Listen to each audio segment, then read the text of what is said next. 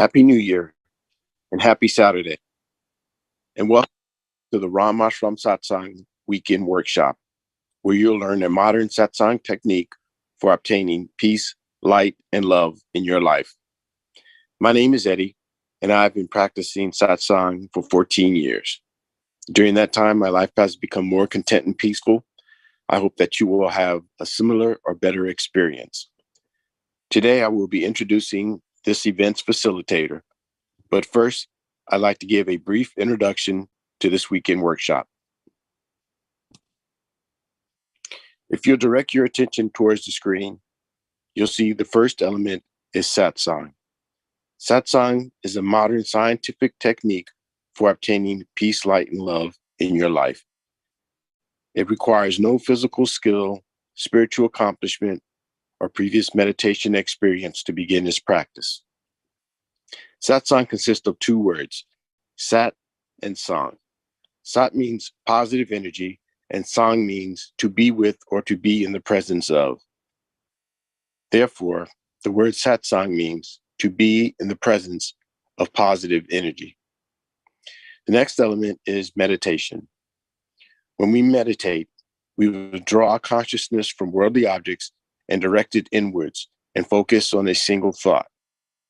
In doing so, our minds become calm and our thoughts become pure, thereby enabling us to obtain higher states of consciousness, such as enlightenment, peace, light, and love.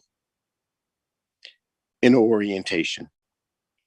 There are two types of satsang, inner satsang and outer satsang. An example of outer satsang would be chanting or attending pilgrimages. When we practice outer satsang, we have the potential to change our behavior, but it is only through the practice of inner satsang that we can obtain higher states of consciousness, such as enlightenment, peace, light, and love. Group orientation. These weekend workshops are structured for group participation. When we meditate as a group, our focus becomes improved and our progress along our spiritual path is expedited. By regularly attending these weekend workshops, the benefits of group participation are amplified. Joy and inner happiness. All beings wish to experience joy. Joy is the eternal longing of the soul. Each time we practice satsang, our inner happiness gradually increases, ultimately culminating in a state of joy, which we experience 24 hours a day, 7 days a week. The agenda. The agenda today consists of 3 sessions: the informative session, the practice session, and the interactive session. During the informative session, a lecture will be given about a satsang topic, the founder, or some relevant spiritual topic. During the practice session, instruction will be given on how to meditate, followed by a period of practice. During the interactive session, you have the opportunity to ask questions, or there'll be a group discussion. And now, I'd like to introduce the facilitator for today's event. He has over 40 years of satsang experience. He was born into a satsang family where he experienced his members obtain states of enlightenment and lead lives of peace, light, and love. Upon arriving to the United States, he and his wife continued to conduct satsang for satsangis. During that time, he began to work to make satsang accessible to Western and English-speaking audiences. For example, he began to conduct satsang in English and work with teams of satsang members to translate important and relevant documents into English. Today, he currently travels throughout India and the United States, facilitating satsangs while maintaining his duties as a husband, a father, and an IT executive. Today, he will teach us a rare and ancient form of satsang as taught by Guru Maharaj. Please join me in welcoming Mr. Sanjeev Kumar Ji.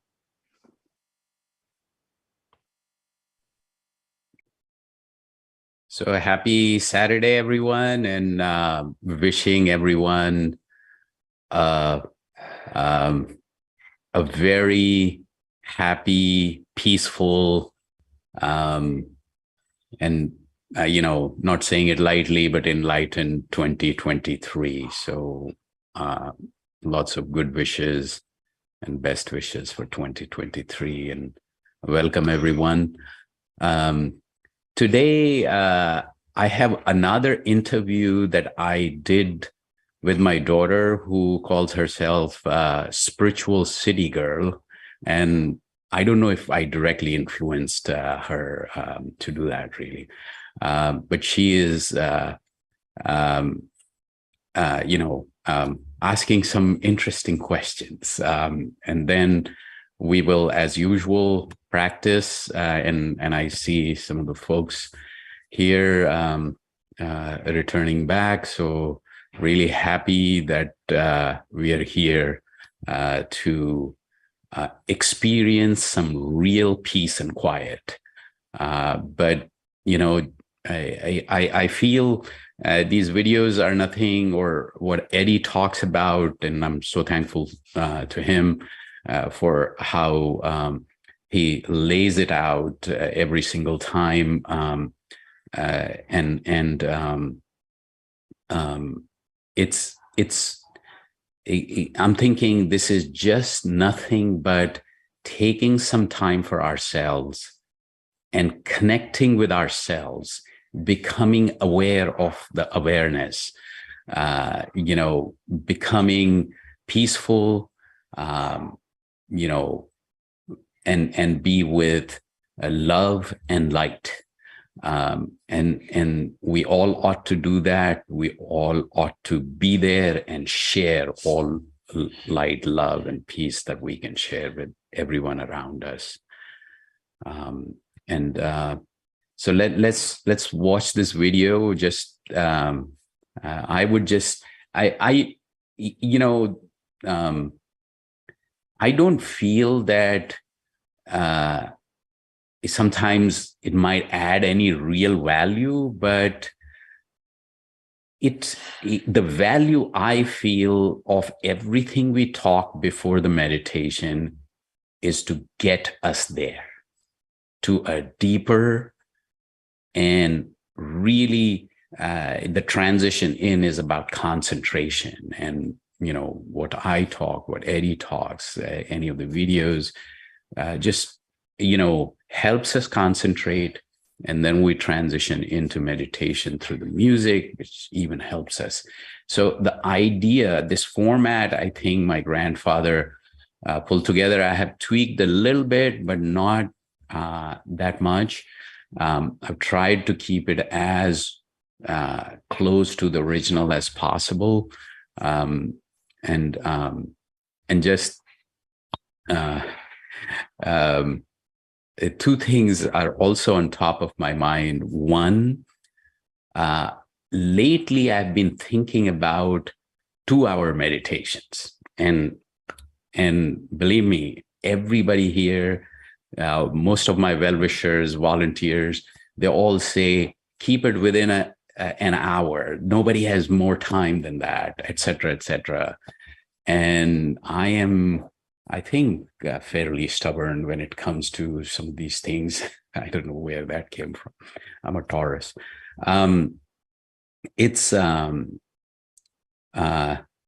It has grown on me. And I was listening to Deepak Chopra this morning, and he was talking about 2-hour meditations. And most of the traditional retreats that used to happen in India, especially northern India, 5 sessions on 3 days.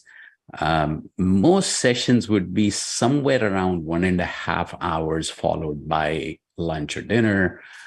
So it kind of becomes so. Anyway, I mean, these sessions will continue to be close to an hour, or as close to an hour as possible. But I am thinking about that. And the reason I brought that up is I am thinking about immersive weekend. We haven't had that in a while. And that immersive weekend will be made up of 3 sessions, Saturday morning, Saturday evening, and Saturday morning. So 3 sessions. I am still debating, it'll be like 10 a.m. or 11.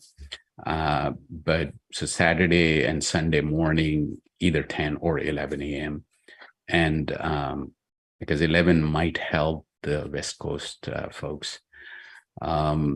Evening one, probably 7 or 7:30. So January, I think 28th and 29th is what I'm thinking.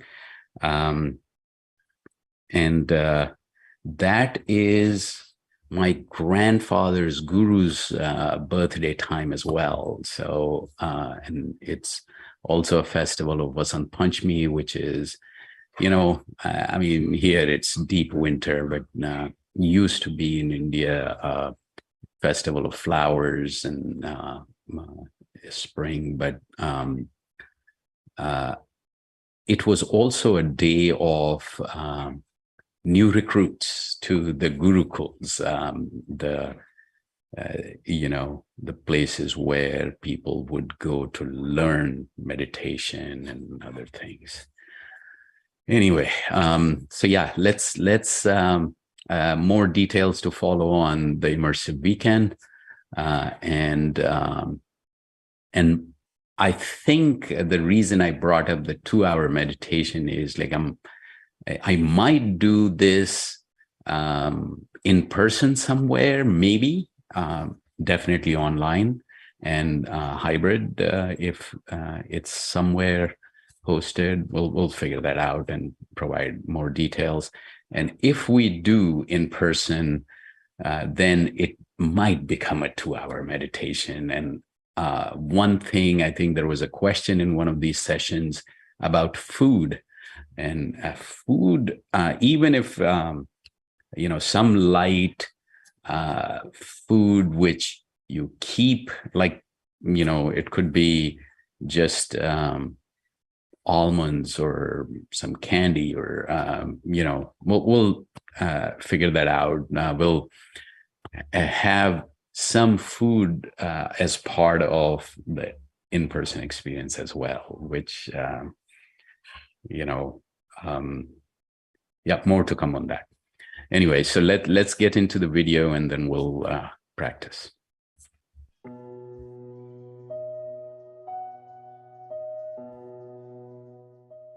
Hi everyone, my name is Parul and this is my dad and my great-grandfather. And today we're going to be discussing an amazing topic. It's about ayahuasca and these new mainstream, I don't want to call them drugs, but maybe we'll say openings of our perception through things outside of meditation, and the actual connection they have to meditation and the connection they have on your spiritual journey if you have these experiences through ayahuasca. So let's get into it. This is my dad, and this is also our nonprofit, our family's nonprofit, Ramashram Satsang Matra. I'm Sanjeev Kumar. I've been practicing meditation for 40 years, and for a few years I'm hearing more and more about these mushrooms. And I actually saw a documentary on consciousness, a beautifully made one on PBS. There was a section on how these mushrooms can actually provide you an out-of-body experience, which then people remember for their lives. There was, I think, a professor who was going through grief, and when he went through this treatment, he found a whole out-of-body experience which was so amazing. He said that he remembers it as though it was yesterday, and that was years back that he was talking about. So Guru Maharaj, who created a very unique system, so where he found peace himself, he basically imitated his guru, or found that enlightenment. And he wrote about these things. His view is, and I think through my experience, what I've seen is, yes, that is a great experience, but there are two ways. You can use drugs to get there, or you can actually find some methods of meditating which also get you there, right? So satsang, which I've been practicing for 40 years, and for last couple of decades, I've been sharing it freely. And what I have found through the years, that people who have a deeper meditation practice also find it's not like immediately you eat something and you get there, but this practice develops over time but gets you there. Right. So let's say I'm on my spiritual journey, I've been meditating and I'm frustrated because I haven't had an experience. Mm-hmm.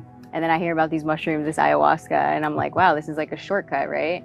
Yeah. And so I go and I experience it. Like, what has it done to my spiritual evolution? I am not against shortcuts, right? But what I would say is that if you can do without it, and you can do something which is deeply meaningful and grows you spiritually in a consistent manner, and that integrates into your lifestyle. So it's not one and done, but I would recommend that through proper meditative practices, get to a state which is a state of inner peace. I call the target state of satsang as where we embody the purest of the pure light, love, and peace. And that in itself is that experience where you're like Teflon. Nothing affects you. Things are happening around you, but you are in the land of peace. Okay, awesome. Sure. So you're not against shortcuts, but you're saying that you might have to like rely on these things. Yeah, I am more for creating a lifestyle, creating a lasting solution for lasting peace. How's that? I think that's pretty good. Sure. I And think that's- satsang is yeah. one way to get there. Yeah, definitely. So I think that was pretty good for ayahuasca and mushrooms and the things that are really trending in today's society. And as people are awakening, we're seeing more of these kind of topics coming up around consciousness. And so now you have the other side of that as well. So I hope that was helpful. I hope you guys got something from this video. And don't forget to like and follow Yeah, and absolutely. subscribe. All right, awesome. Thank you guys. We'll look forward to seeing you online All or in right, person. bye. Bye. See you.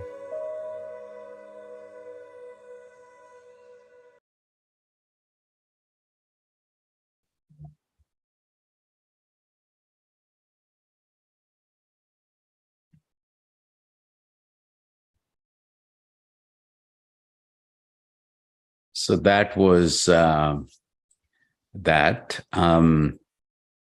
So there is, not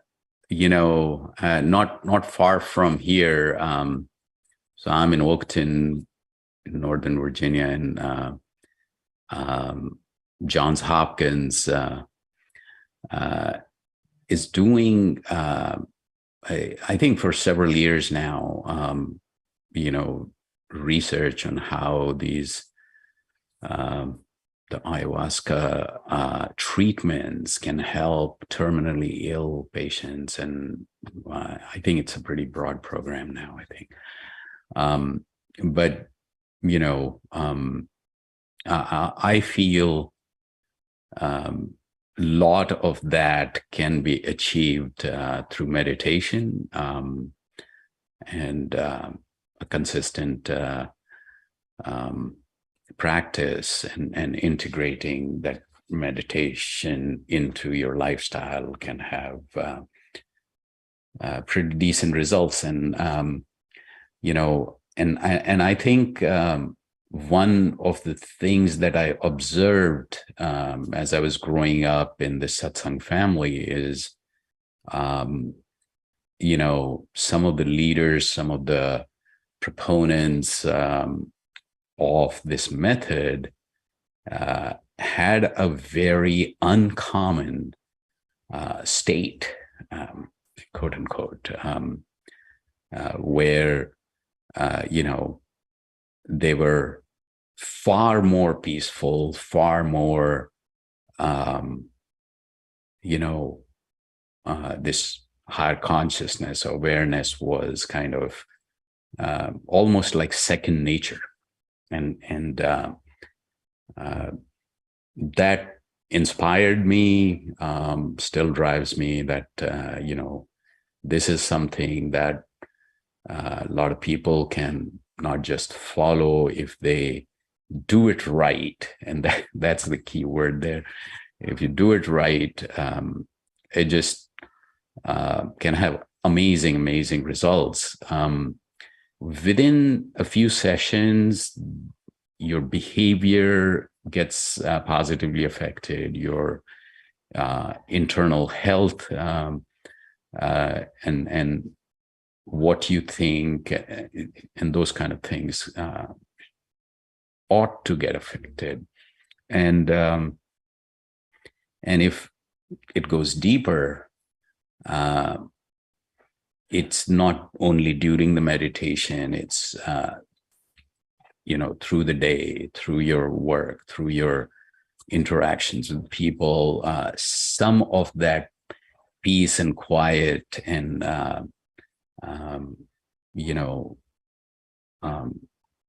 being able to ground yourself, all that kind of comes with it. Anyway, so these things just help to concentrate. The key thing is to practice. So let's turn over and focus on that for now. So, I call this guided meditation not because, it's becoming more and more popular, that guided part is like, as you're meditating, somebody is kind of saying things that you're hearing. To me, that's disturbance. Guided in this case is that there is instruction given before meditation, and that has been happening since day one. Traditional sessions all had instruction, and it became actually more specific, and so instruction is so instruction always precedes meditation here. So that's one. For now, let's get into that. And then traditionally there used to be prayers. Now I have converted those prayers into music. So we'll have music initially, then meditation in silence, and then we wrap up, transition out through music. And after that, we discuss some of the topics that you have heard before the meditation. All right. So the first thing is to find yourself a good posture, any good posture where you will, feel comfortable, and, find a posture where you're relaxed and there is no pressure on any specific part of your body. Idea is that you should be able to stay in that posture for 15 to 20 minutes, or through the meditation, which actually with the music becomes more than 15, 20 minutes. And then eyes lightly closed, for the same reason that when body moves, your mind moves with it. So you don't want bodily movement. You also don't want the sensory input going through the eyes. So eyes lightly closed, and sit in a relaxed posture. And then think of this positive transcendental energy right here with you. It's not far, it's you're just in the presence of this energy, right here with you in form of light, and that light is entering your heart, distributing throughout your body, and you're getting completely and totally immersed in this light. So mind will wander away, as it usually, that's natural, normal. As soon as you realize that mind has wandered away, you bring it back. So there is no mantra here. There is no, nothing to do except to observe and feel this presence of this transcendental energy in form of light that's entering your heart, distributing throughout your body, and you're becoming one with this light. You're getting totally immersed in this light. You're becoming that light. You're becoming that energy. So I'll repeat it one more time. That relaxed posture, eyes lightly closed, and think of this transcendental energy that's right in front of you in form of light, and that light is entering your heart, and it's distributing throughout your body, and you're becoming completely and totally immersed in this light. Mind wanders away, bring it back to this thought, and let's start now.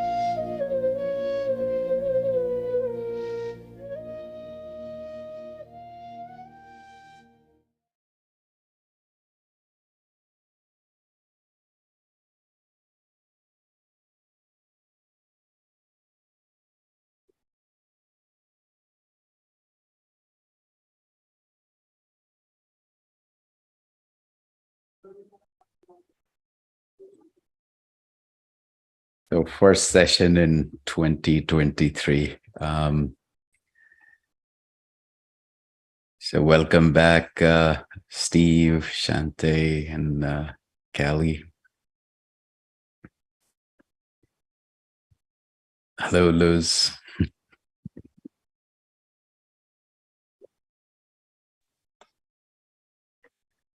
Namaste, Bhaiya ji. This is Shivangi. Hello, hello. How are you? Good, good. I have my friend Komal here. She's also joined for the first time. Hi. Hi, Komal. How are you? Hello, I'm good. Thank you. Good, good. Excited to be here. Yeah, welcome to the Satsang family. Thank you. So how did it go? How was the session? Definitely felt peaceful. So I'm taking it with a grain of salt. I like it. Good. Yeah. It's all about practice. It's I mean, peace starts coming from session one. You start becoming an observer also, Guru Maharaj used to say, from session one. But mind is like a wild horse that doesn't want to be tamed. Yeah. That's right. Yeah. No, I definitely felt a sense of, more clarity, more calmness. And I know like it all is, it's just going to come more with practice, but I feel like definitely feel more calm and more kind of like peaceful, if you will. So that's good. I like it. Yeah, I'll take that. Me too. Yeah.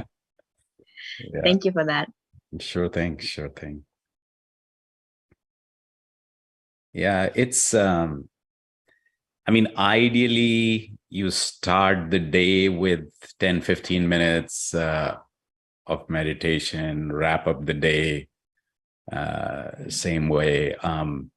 So you kind of energize yourself before you go into the world, and once you have done your day's work or whatever you do, and come back and cleanse yourself. So we focus a lot on physical cleanliness, but mental cleanliness is as important or more important, I think.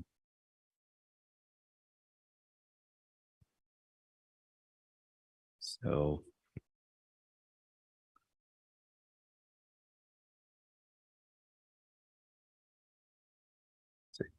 Shante, anything? How are you doing?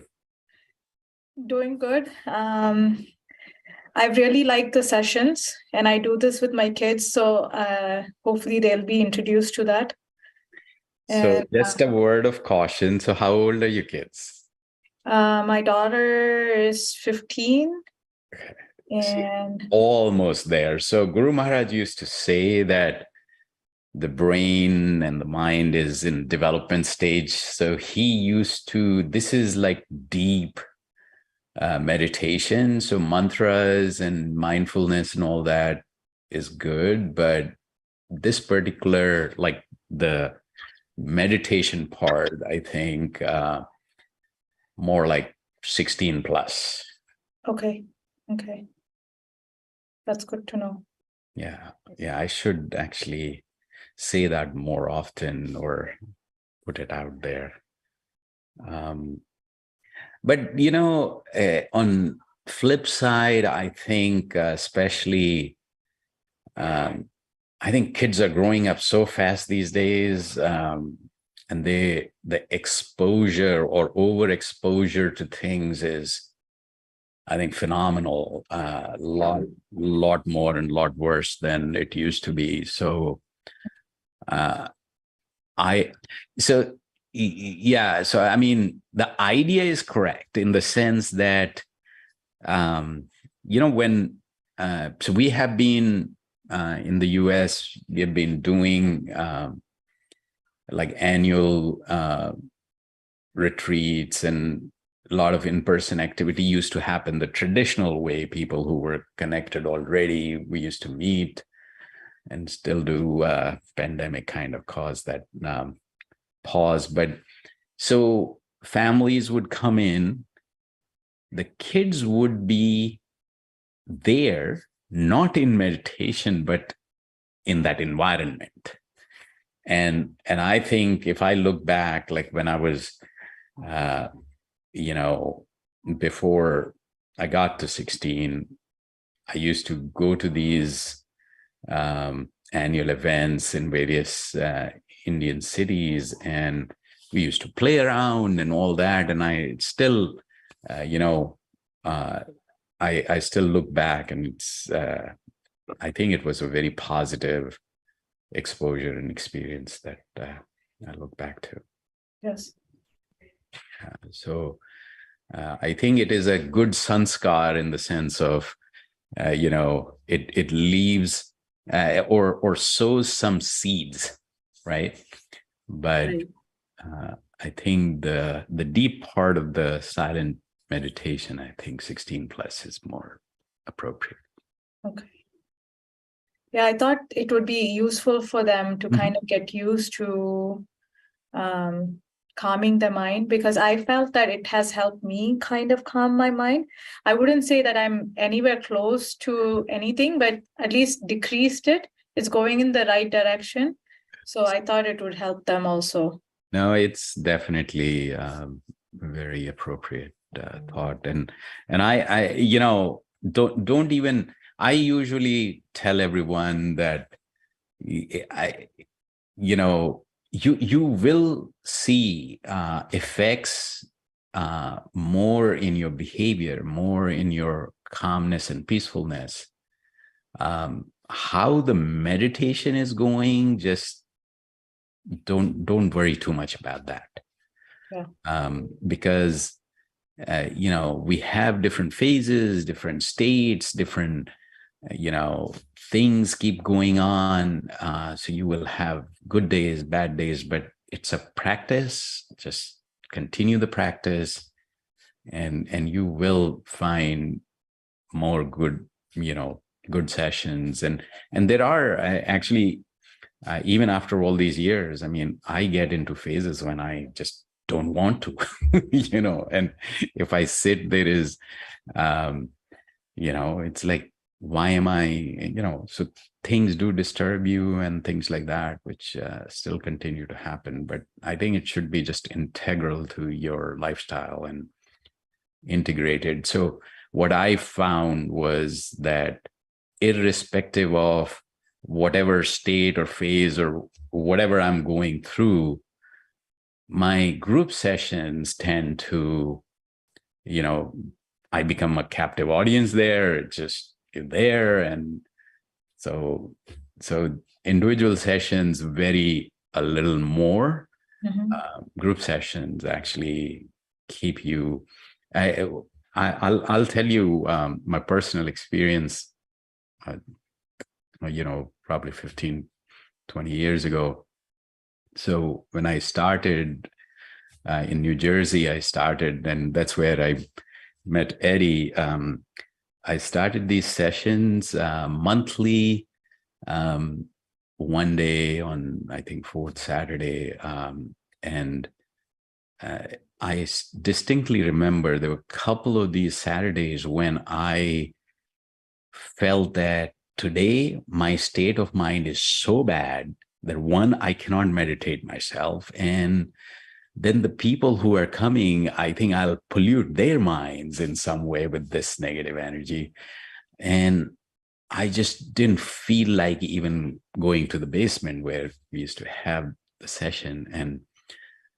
And not once, more than once, I remember having that cycle of thought before the session. And then because people are coming and you have to kind of, just go there, you sit there, and after the session, I cannot even recall the previous state, like why I was, not wanting to come, or why, it was like that group session just like, switched your state, literally. So that's what I experienced. I think that kind of works in a lot of other areas also, because I find the same way about exercise. When I have to get up in the morning and I have to exercise, I'm like, oh, I don't want to go there. Yeah, But then when I actually start doing it, even when I'm doing it, I feel so good. And I wonder why I feel that way when I'm trying to get up in the morning. Interesting. Yes, totally agree. So Liz, how are you? Hello, happy Saturday, everyone. I wanted to hear some other people, because everyone always has such wonderful things to say. Like, I actually liked what Shanta was saying about getting yourself up in the morning. I'm currently struggling to get back into a healthier regimen, and yeah, when I have to like force myself, it doesn't feel pleasant, but afterwards I feel good. That's more with yoga. I can't say that's true about like hardcore exercise, but yoga, I would say that's true. But I found what you were saying about children interesting. So, I thought that, like, I was of the opinion, or my thought process was, it really just depends on the person. Like, some kids might be amenable to sitting silently for a few minutes, maybe not every day, and it could be good for them, even, especially if you're cultivating a certain kind, like how you envision the white light, things like that. But if they're like a hyperactive child, just as an adult, like if an adult can't sit still for a while, a lot of adults don't like meditating. It's not that they don't like it, but they just don't know how to do it. They can't, and they don't want to. So I'm just curious about that. Yeah, so it's like, would you take somebody straight into high school? No, they have to go through elementary, and primary school, and then you get to high school. In the sense that while satsang kind of takes you through multiple steps in the 5-step process that we talk about, the pyramid,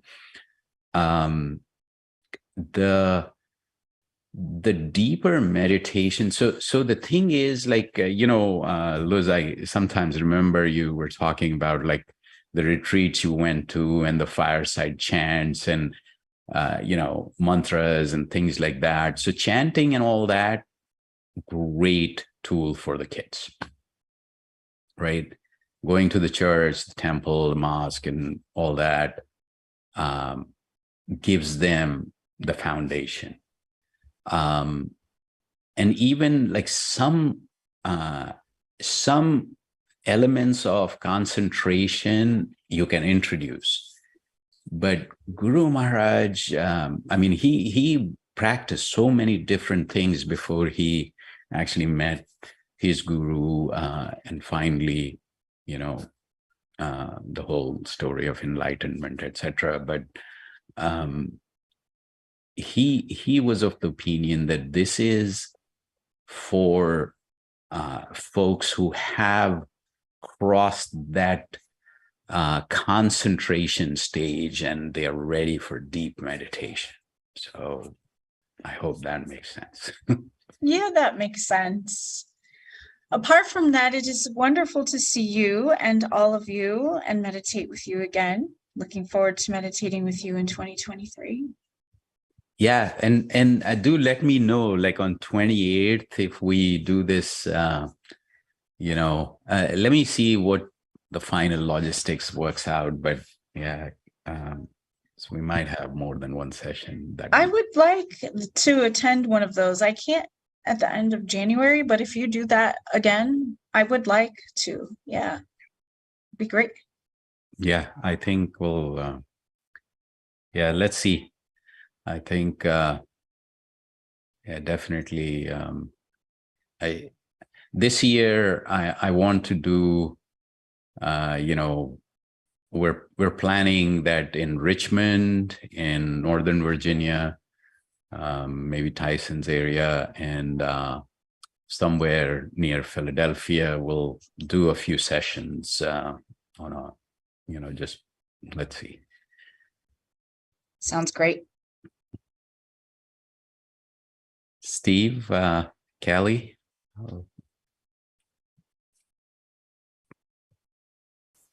Anything to share? Question? Comment?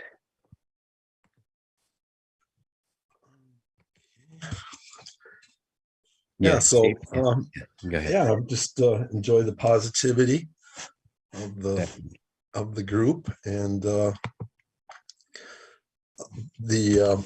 this week I was reading about the country of Finland and how they, in these surveys, they're often the happiest country in the world. And three things that they seem to focus on is they don't compare themselves to others. They try to spend time in nature, and they try to build a community of trust. And so I find this to be a community of trust. So Community of trust. I just enjoyed you know, focusing on those things. Yeah, and Guru Maharaj, so my grandfather, when he started, so he and his guru, and you know, we talk about guru, and the interesting thing is, like, everybody refers to him as Guru Maharaj, but both of them actually decided that they want to have this process transcend religion and this community of trust. So at that time, they were like, it's a satsang family, and you don't have to call me by any title or anything. You can call me friend or uncle or father or whatever you like. And when I go to India, and I do once or twice a year, I try to, everyone calls me Bhaiya, which is brother, you know, and I like it that way. I feel that's a strong relationship and community of trust. I love that. I like that. Really awesome. It's, just kind of reminded me that I attended a course, a development thing that at work, and they said, like, for the teams to be performing well, the biggest thing, number one thing, and they had a lot of research surrounding it, it's trust. If you have trust, you work well together anyway. So you're right.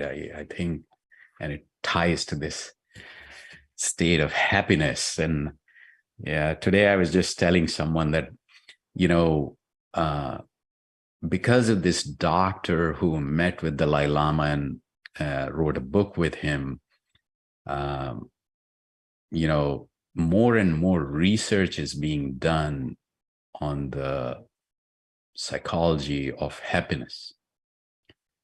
And but you're right. I mean, sometimes it's like simple answers. You know, those three things just, you know, yeah. Very good. Thank you. Have a good week. You too. And yeah, on that note, you know, glad to have everyone here. And again, wishing a very, very happy 2023 to everyone. I will see you here soon. Thank you.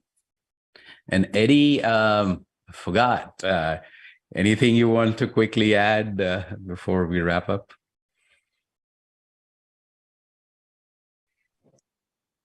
I just want to say Happy New Year to everyone. Happy New Year to you, Sanjeev.